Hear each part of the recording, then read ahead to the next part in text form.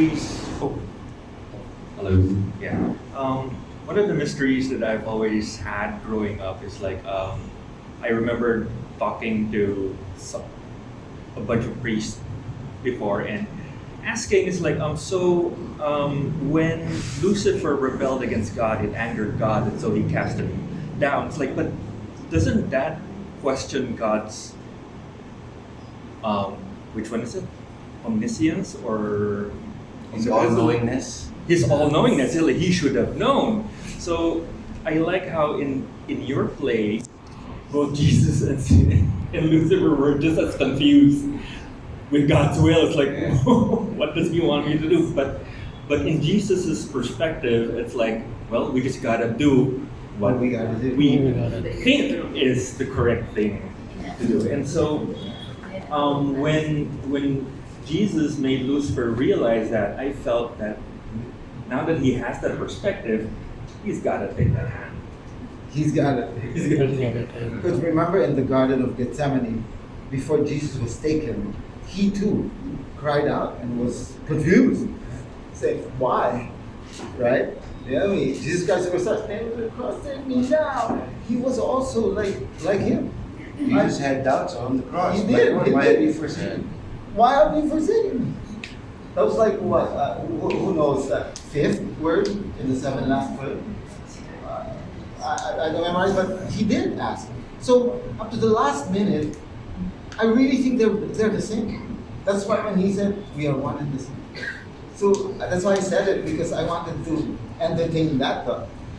Why they seem to be both confused anyway. But all was a plan. We're both confused, but from different perspectives. Yeah.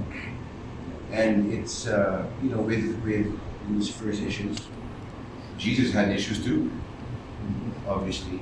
But I think what's important, what the overriding message, at least for me, for this is, don't be afraid to question your faith or test your faith, because that's how you know how strong your faith is.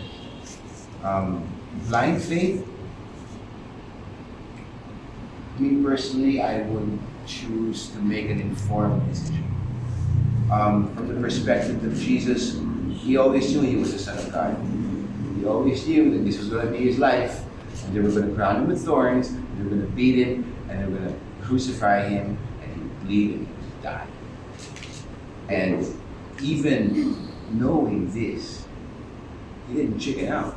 He said, okay, let's jump. I don't know what's going to happen. There were no assurances that he was going to rise again. And that's faith. You jump, hoping you have wings. You jump knowing that somehow God will catch you. You have faith. And theater is a perfect example of faith, because me and Lucy were back there shitting in our pants, going, are we really going to do this? And when the music goes up and the lights go down and it's time for us to come on, we don't know what's going to happen. But we do it anyway because somehow we have faith. Yes.